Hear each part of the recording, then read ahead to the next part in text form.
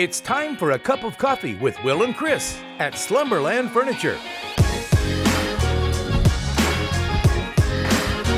From Slumberland Furniture in Osage Beach, here are your hosts, William Holtz and Chris Schneider. New Year's 2025 cup of coffee here at Slumberland at the Lake. I'm Wild Will. I'm Uncle Chris. Got a great show to start the new year for you. Hey, everyone's talking about the entertainment complex on Bagnell Dam. If George Tucker is involved, you know it's good. 5 levels. Yep. And so we've got a really good idea of what it's going to be and when it's going to be here and everything. That's going to be pretty cool. Tell you about that, plus a lot of crazy headlines over the holiday season. Maybe none crazier than woman drives SUV, hey, listen, with her kids in the car, into the lake. I know. I mean, I couldn't believe this when I'm reading this, but true story. We'll tell you about it. Driving into the lake. And we got a detailed update from the amusement park. Hey, when are the condos coming down? They promised before Christmas. A couple of snags we'll tell you about that timeline, plus best stories from 2024. And we're going to recap a booming business year at Lake of the Ozarks in 24 after this from Slumberland at the lake. New year, new looks, new comforts, new you. Reset your home at the New Year's sale at Slumberland Furniture. You'll get up to 50% off list prices. Buy this sofa for just $6.97 and you'll get the chair free. Or this sectional with lots of seating for just $7.95. A comfy reclining sofa for just $5.55. Get a Sealy Queen mattress starting at $149. And a 365-night sleep guarantee. The New Year's sale at Slumberland Furniture. Okay, so as we start this week's show, we're actually going to kind of celebrate a huge 2024. If you watched last week's show, you saw Nathan Bechtold. Yep. As we recapped just a great year and some predictions. But first, as we look at a booming 2024, we're going to talk about an entertainment district or complex on Bagnell Dam Boulevard with George Tucker. You know, they started this in 2023, officially breaking ground, and a lot of rumors, a lot of questions. Well, it looks like we have a better idea of exactly what and exactly when. Yeah, so George Tucker says this is not, and this is the new thing he's building right next to the Neon Taco, right? And he says it's not going to open until 2026 now. Word earlier had been 2025, but that has been pushed back. Of course, George known for the Malted Monkey, the Neon Taco, Tucker Shuckers, everybody talking about this new thing next to Neon Taco, which is right next to the dam, basically. Set to feature a huge pool, bars, and family-friendly entertainment. Construction started, as you said, in 23. They had originally planned to be open summer of 25, but they're pushing that back. Once all 5 of the floors, the ground floor, the walk-in floor will be number 3, right? So there will be 2 floors below that, 2 floors above that.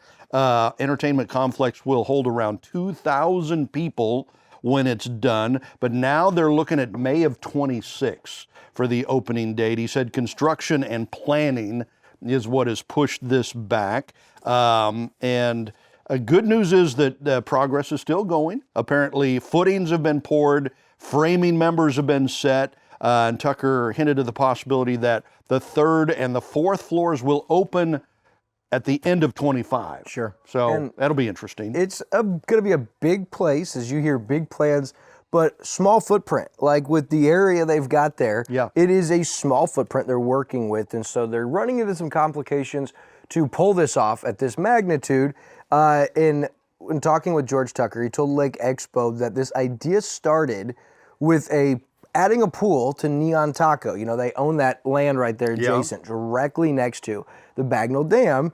And so it went from a pool addition to this entertainment complex. And as you can tell, not a lot of space there. Yeah. So they're just working those out. But he did promise it will be worth the wait. And if George Tucker says that, you can cash it.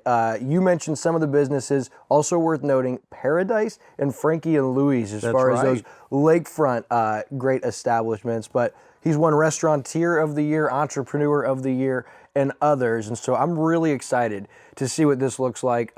George Tucker, you have the Pages, you have the Bricks down on the Strip. I mean, you have some great families. Yeah. But man, George Tucker continues to expand. You got the Reese's down there. I'm excited to see what Lake Ozark and the Bagnell Dam especially, because they just repaved it this year too, right? Yeah. That was massive news in 24. So pretty cool. We'll keep you posted on that, but it will be a little longer than you probably initially anticipated. So crazy headlines. There were a lot of them over the holidays. I'm sure burnt turkeys, maybe someone packaged up a cat or a gelatin and gave it away as a gift. But this one probably takes the cake. According to Lake Expo, on Wednesday, actually a week before Christmas, woman drives SUV into Lake of the Ozarks. Yeah, and you're saying to yourself, how in the world do you do that, right? Okay, well, here's the story. A woman driving a 2004 GMC Yukon with a man and 2 children, ages 3 and 8 months. So these are baby kids, right? Right. Inside, this lady said she was trying to drive across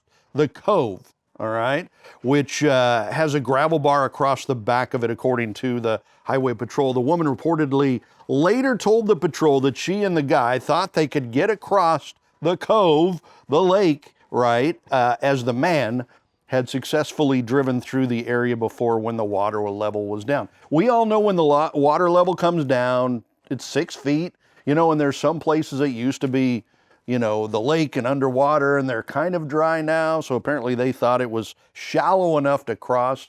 My question is, how stupid can you be? Well, 31-mile marker, Possum Hollow Cove, and it said that the SUV became submerged and crashed into an embankment, but no injuries were reported. Thank the Lord. By the Missouri State Highway Patrol.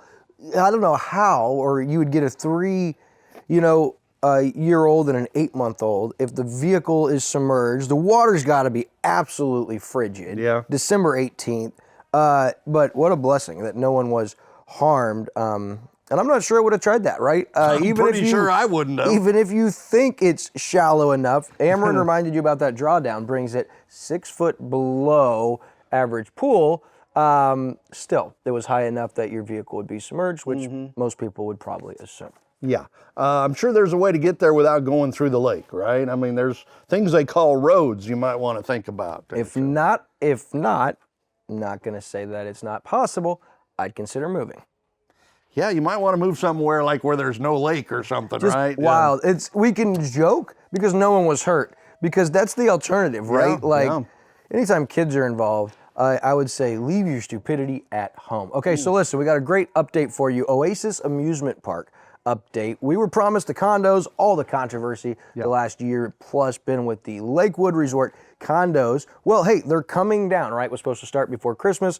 Well, not quite. There's a lot that goes into this. We got a detailed timeline forwarded to us from developer Jeff Tegedoff, and it looks like still some things to take place. But one of the things I noticed on this, there's 3 different variables or things they have to look at. DNR, of course, they're expecting approval any day from DNR.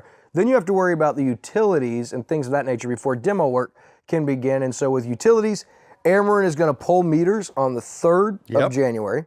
Take down the power lines on the 8th of January. So that's all utilities. Spectrum has been removed. Water and force main are being capped. Apparently right now, this week. So things are happening. We're just not seeing the big demolition yet. They are testing for asbestos. They did an initial test. Apparently whoever the powers that be are wanted more materials. Those were sent in. All those came back negative.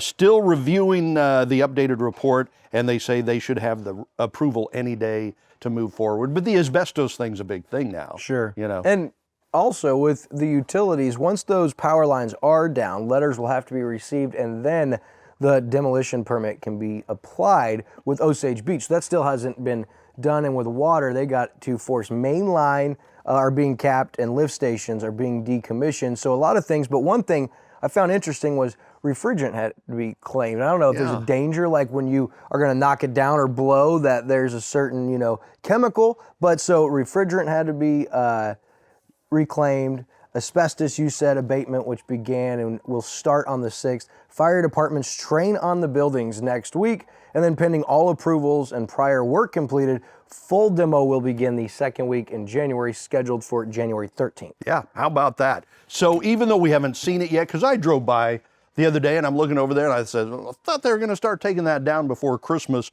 Well, now we know why. I mean, this is all normal stuff. Right. You just have to go through all these hoops in order to do stuff like that. But complex, way more complex as far as just taking that condo down to build where it's at.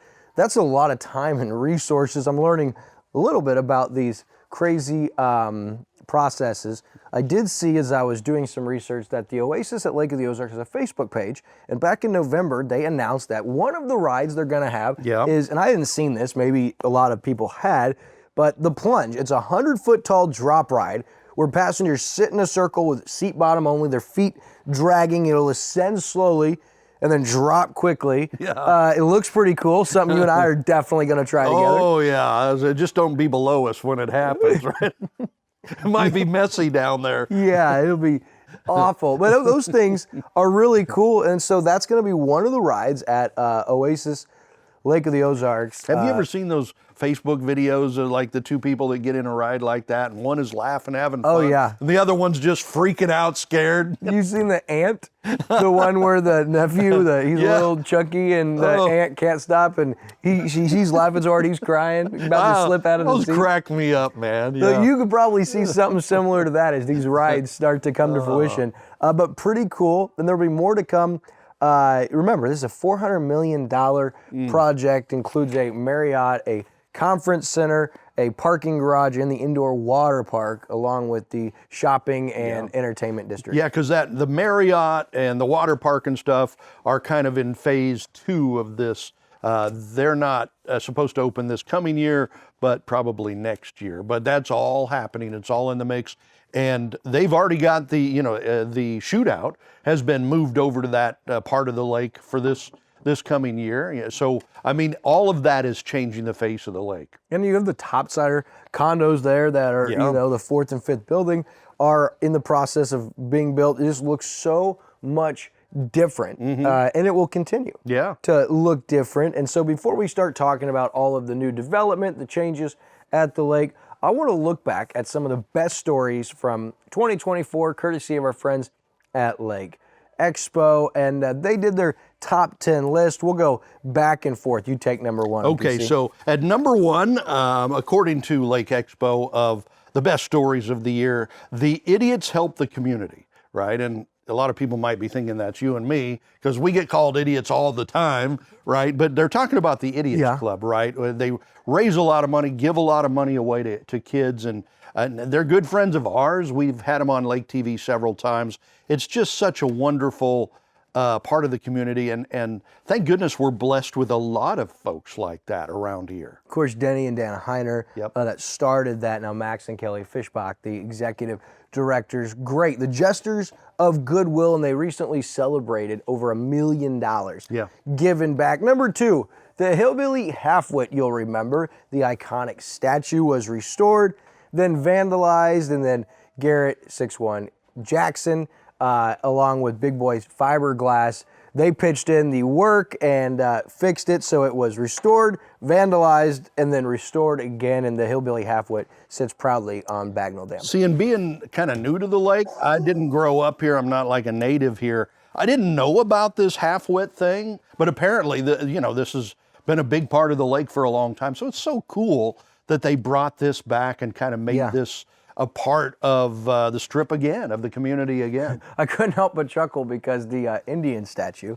which is across the way, has a lot of funny things about it. The amphitheater over their Christmas giveaway posted one of those, and I mean, those statues are beloved down here at the lake, so that was cool. All right, so number 3. Okay, overpass jumper saved, and I'd forgotten about this when I remember doing the story a few months ago. Local woman found herself in a life-changing moment when she stopped to help a man in distress, and apparently he was thinking about jumping off an overpass, and thank the Lord that turned out well. Yeah, Stephanie Ryder was the individual. She kind of recorded a video of the experience that went viral. Lake Expo did the initial story. Really cool. But then what's crazy is, do you remember the paddleboarders that paddleboarded the entire length of the lake to raise money for Felicia Carson and her family? Well, that was her husband, Jordan Ryder, that did that. They own Kayla's Gym here at Lake of the Ozarks. I go to church with them. They're missionaries. 4 kids, really cool people. But the Ryders on that was number 3. So number 4, Miller County Deputy Sergeant, wife, and a neighbor save the victims of a car crash from, I Yeah. believe, a burning car. Fiery Rescue is how that was titled. So, like you said, Miller County deputy, his wife, and a neighbor rescue crash victims from a burning car. And again, I remember that story too, and I'd forgotten that one. Yeah, it's wild how many, from crazy headlines to heartwarming headlines to big development and breaking news stories, we get anymore over the course of a calendar year. A lot of these would have been our biggest story of the year previously, and we're going to leave some off, I'm sure, that you guys can remind us about. Number 5, a hero sister. 12-year-old girl in Lori, and I didn't remember this one for some reason.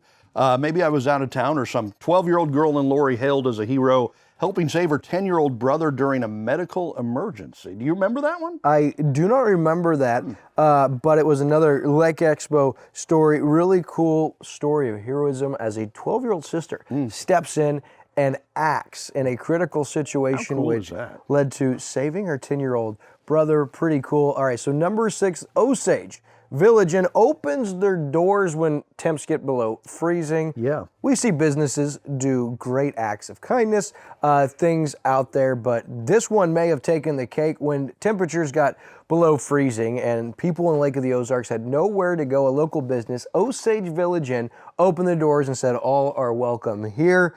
Great story from 2024. Wow, I guess so. And I do kind of remember that one. And of course, this week the temperature's getting really cold, so we can kind of identify with that. Have you ever, thought about, but for the grace of God, there would be me, homeless out there in that weather. How do you survive that? Sure. That would be tough. So it's really cool somebody stepped in. And now I think this probably prompted that, but Osage Beach does have a warm station. The church at Osage Hills always opens their doors from 7:30, I believe, p.m. or 8 p.m. till the next morning, providing meals, shelter, and that's in conjunction with the Osage Beach City and Police Department. Wow. And so there is a warm station now. If you know somebody, or you can get that information out there, it's really cool. That's another great story that came from 2024 is the lake got an official warming station, which we don't think of that, Chris, but that's really needed. We don't only have people that are homeless here at Lake of the Ozarks, we have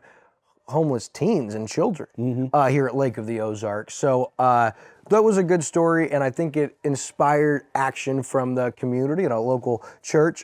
So number 7, Swinging Bridge restored. Yeah, the historic, Or nearly saved, century-old Missouri landmark, making a comeback thanks to a temporary sales tax passed by Miller County voters. So that is cool. So that Swinging Bridge saved. And then, of course, we know of Greens Mill Bridge, saved by some locals who took it over independently from the state, and they're turning that into like a place for people to go and get married and do events and stuff like that. So that's really cool that people are stepping in and saving these things, because like we were talking down on the strip with the big statues and stuff like that, these bridges are a huge part of our history too. Sure. All right, number 8, Ethel Auto turns 105 just recently, December 13th. Local here at Lake of the Ozarks, Ethel Auto, 105 years old. I would love to sit down with Ethel and just talk stories. I bet she's got some amazing stories from over the years. 105, I mean, if her memory goes back to, when she was 5 or 6, that's 100 years of memories. Yeah, 1919. That means she would have been born. Wow, that's incredible. Man. All right, number 9, the CADV annual luncheon, always a huge hit this year, $182,000 raised. The CADV, Sheree Keeley and her staff do an amazing job, but we always love that event. And $182,000 for one event, that's big. Yeah, and we try to do our part. I mean, we love Sheree, and so we work with them every year to put their video together for this event from a victim who tells their story of what happened to them. And so we get to play our little part there. So nice that, again, the whole rest of the community stepping up and helping out these people, because unfortunately, Citizens Against Domestic Violence, unfortunately, domestic violence is a problem and people need some help. They need somewhere to go. Thank the Lord for CADV to be there to help them. Yeah, no doubt. And number 10, a recent story, a local businessman partners with the local police department or one of the local police departments and does random acts of kindness through Santa as a secret Santa. Really cool. Those are always those stories that are heartwarming. You can't get enough of those on your feed or throughout your day. And seeing that from Lake Expo was really cool. So those were just some of the top 10 heartwarming stories of 2024, but there's others. You know, we had a tragic loss of Officer Felicia Carson, and seeing the response of our community and the way that the law enforcement community banded together was inspiring. It was overwhelming.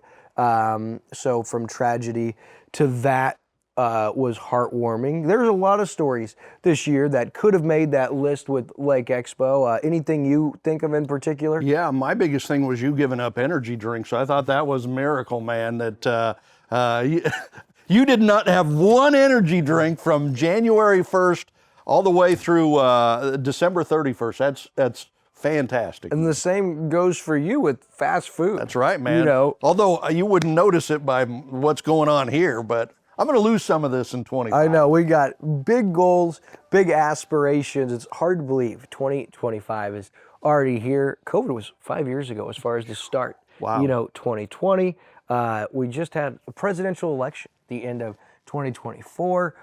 Things are getting crazy nationally, internationally, as far as globally, even here in the States with, you know, the crazy drones, what's going on. But what the new year does always bring is a symbolic start, a fresh beginning, and the spirit of new in everybody. That person you always wanted to be, or that thing you wanted to shake, or the direction you wanted to start taking your life. That, hey, it's just a date on a calendar, but for whatever reason, it brings that brand new year, which could come with a brand new version of you. And that's exciting, right? The new, the fresh, that comes with a new year. Yeah. And as you look at Lake of the Ozarks, man, we said it earlier, but it is changing. You look at the, say, business community or the economic development outlook for Lake of the Ozarks with some of these new developments. And we didn't tell you like about the Anglers Lodge in this list, as far as the big man caves that are popping up everywhere, some of the multi-million-dollar builds, and,